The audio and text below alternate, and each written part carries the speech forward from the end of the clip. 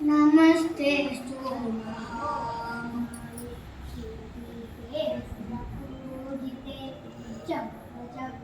चक्रगतावस्ते महालक्ष्मी नमोस्तुते नमस्ते गरुडारूढे कोलासुरभयङ्करी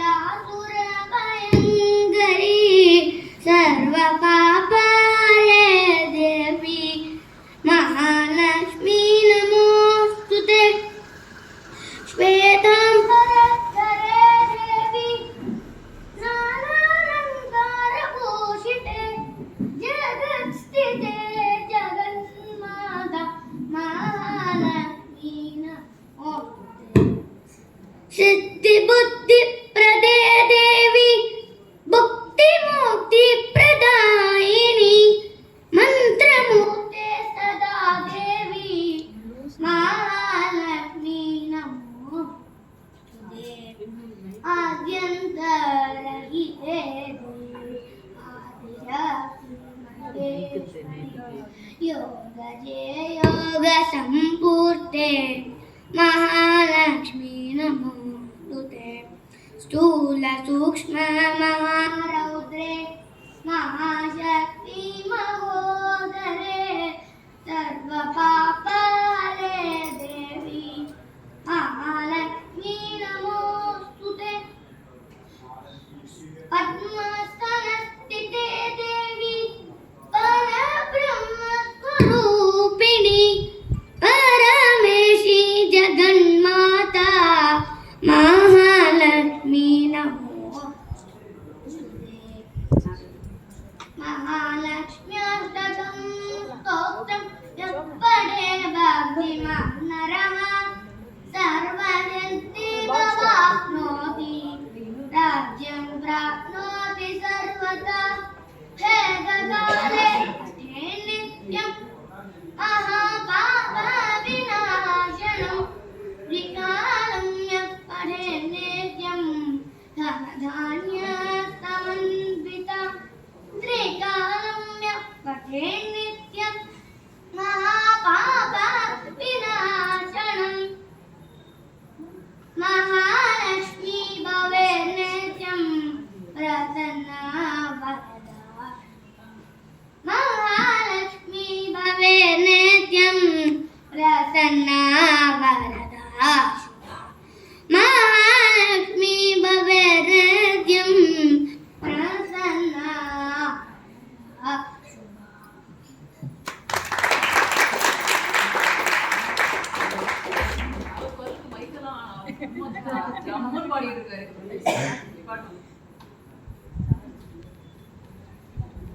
देवी ने तुनै रागम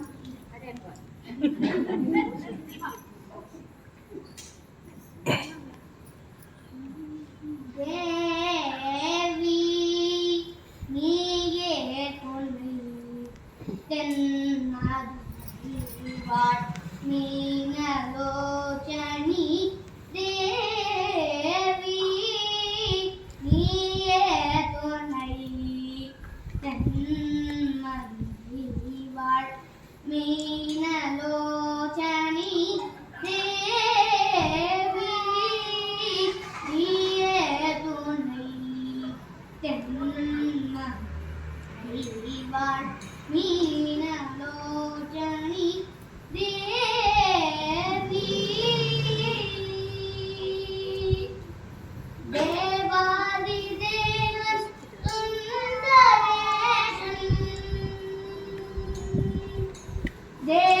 देवादिदेव सुन्दरेशं चित्तं तव भुवन सुन्दरिये अम्ब चित्तं तव भुवन सुन्दरिये अम्ब देवी नीये तुनै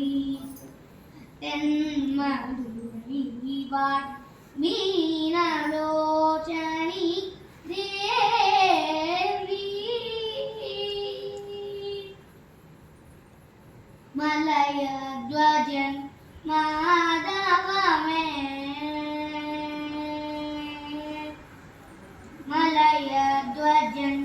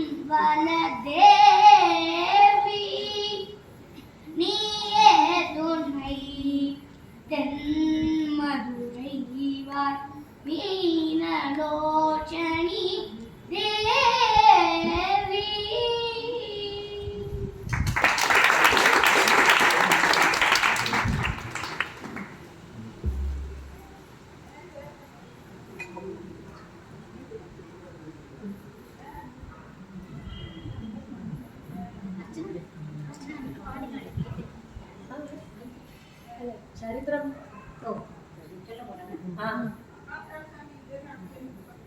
பாரதி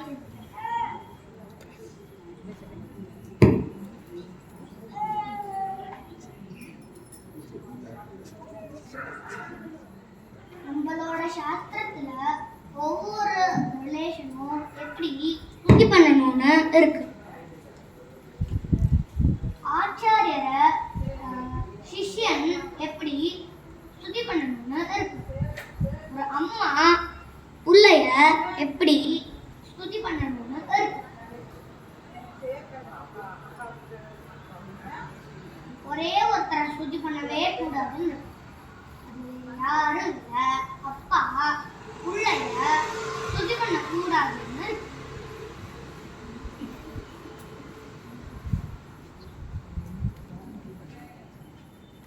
भारवे उपमा कालिदासस्य भारवे अर्थगौरवं दण्डिनः बदलालित्य मागे इति त्रियगुणं संस्कृतम् பாரதியானோர் அர்த்தகௌரவம் ஒரு வார்த்தைக்கு உண்டான அர்த்த பூர்த்தி அதனுடைய பாவார்த்த பூர்த்தி நடந்தது. அர்த்தகௌரவம் அவர் கிராடார்ஜுனிய மேல் சிவபெருமான வர்ணிச்சு, அம்பாளை வர்ணிச்சு, வேடுவனா வர்ணிச்சு, வேட்டுவச்சியா வர்ணிச்சு, உத்தத்தை வர்ணிச்சு, ஸ்ரீகுருணா மதிகசிய பாலினி பிரஜாஸ்தாமா யவ்யம் ததித்தும் இதெல்லாம் பாரதியார் லோகமே அவர் ஸ்துதி பண்றது. அப்பா மட்டும் எல்லாத்தையும் போய் சொல்லிட்டு பிள்ளையா நேற்று பார்த்தெல்லாம் ஒரு இடத்துல இச்சு விட்டு பார்த்தேலா சாவை எக்ஸ்ட்ரா இப்படியே அப்பா அப்பான்னு சொல்லியிருந்துட்டா பாரதி பாரதிக்கு கோவம் வந்தது. கல்யாணம் எல்லாம் ஆயிடுத்து பாரதிக்கு கோவம் வந்தது. என்ன பண்றதுன்னு தெரியல. அப்பாவை கொன்னுடலாம்னு வச்சுட்டான் பாரதி. ஒரு நாள் மத்தியானம் அப்பா அப்போதான் சாப்பிடுவா. பாரதி கூரை மேல ஏறி ஓலதான் ஆயிட்டான். பெரிய பாறைய வச்சு தலை மேலேயே போட்டுணும்னு வச்சான். அந்த சமயத்துல என்ன பேசிக்கிறா அப்படின்னு கேட்டு இப்போ அந்த அம்மா சொல்றா பாரதியோட அப்பா கிட்ட, அவனோட புள்ள எவ்வளோ அழகா அழகான காவியங்கள் ஸ்லோகம் அவனை நீங்க 2 வார்த்தை நன்னா சொன்னாரு. இந்த அவதூறு சொல்லாம இருக்கிறாரு ஊர்ல. சரி லோக பிரசித்தி என் புள்ள பாரதின்னு எனக்கு ரொம்ப பெருமை. ஆனா சாஸ்திரம் சொல்லியிருக்கு பிள்ளைய ஸ்துதி பண்ணக்கூடாது. எல்லாரையும் இவனை ஸ்துதி பண்றா. யாராவது இவனை இறக்கினாதான் இவன் will be grounded. அப்பாவும் சேர்ந்து ஸ்துதி பண்ண ஆரம்பிச்சா பறக்க ஆரம்பிச்சுமா. பறக்க ஆரம்பிச்சா வினயம் போயிடும். வினயம் போயிட்டாலே வித்வத்து போயிடும். அதனால சொன்னாராம். அப்போதான் பாரதிக்கு ரொம்ப வருத்தம் வந்துருந்தான். மேலேருந்து கீழே குதிச்சு விடுறார். அப்பா கிட்ட மன்னிப்பு கேட்கிறார். அப்பா நான் கொல்றதா இருந்தேன்ப்பா அப்படின்னு சொல்றார். இதனால என்னடா பரவாயில்ல, உன் கையால மன்னமடைஞ்சா எனக்கு ரொம்ப பெருமைன்னு வரும். இல்லப்பா என்னை மன்னிச்சு விடுன்னு மன்னிச்சுட்டேன்டா, இது என்ன பெரிய விஷயம். ஆனா பாரதி விடல. அப்பா நான் ஏதாவது பிராயஷ்சித்தம் பண்ணேன். அப்பா நான் பண்ணணும்னார். 2 வாட்டி இன்சிஸ்ட் பண்ணார். அப்பா சொன்னார், நீ அவ்வளவுதான் பிராயஷ்சித்தம் தானே பண்ணணும். ஒரு விஷயம் தெரியும், உங்க மாமியாராத்து போய் நீ சாப்பிட்டோ, மாமியாராத்து போய் நீ சாப்பிட்டுட்டோ, என்னைக்கு இடது கையால உப்பை உன்னோட இலையில போடுறாளோ அன்னைக்கு நீ திரும்பி வைக்கணும்னா பிராயஷ்சித்தம் முடிஞ்சிருக்கணும். இதுக்கு ஒண்ணுமே புரியல. இடத்து கையில யாரும் போட மாட்டாங்க. சரி ஏதோ அப்பா சொல்றாருன்னு அவங்களோட மாமியார் போய் கிளம்புறா. முதல் நாள் பார்த்தீங்கன்னா இலை இவ்வளோ பெரிய இலை பூரா ஐட்டம். இங்க போட்டது இங்க உட்காந்து தான் சாப்பிடணும், அங்க போட்டது இங்க உட்காந்து சாப்பிட முடியாது. அப்படி போய் உட்காந்தா சாப்பிடுவோம். அதெல்லாம் நீ அதனால இலையானா போட்டும் நன்மை பரிமாறி போட்டு என்ன கண்ணு என்ன ஆளன் ஓலன் எல்லாம் வச்சு பாயசாதிகள்லாம் பண்ணி அன்னம் எல்லாம் அவ்வளோ பிரமாதமா இருக்கு. சுட சுட போடுறா. பழங்கள்லாம் சாதிக்கிறா, ரசம்லாம் சாதிக்கிறா.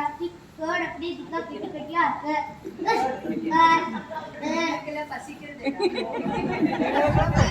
2வது நாள் எல்லாம் சைட்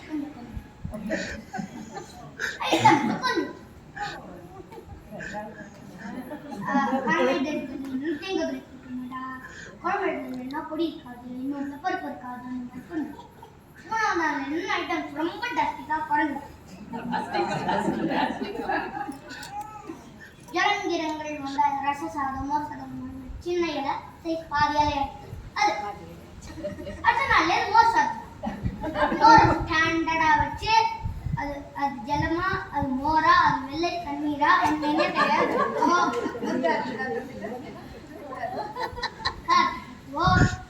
மாமியார் பார்த்து முறுக்க சாப்பாடு போட்டோம் நம்ம சாப்பிட்டோம் நம்ம நாய் ஆடுறதும் மாமியாரும் பக்கத்துல பண்ணியில போட்டோம் என்ன ஆயிட்டு சாதத்தை போட்டு மோர் பண்ணணும் உப்பு வேணுமா இருக்கு உப்பு கிடைக்குமான்னு கேட்டா அவ இந்த பக்கம் உட்காந்துருக்கா அதனால என்ன பண்ணா இந்த கையால் எடுத்து கொடுத்துருக்கா விடுதலை அப்படின்னு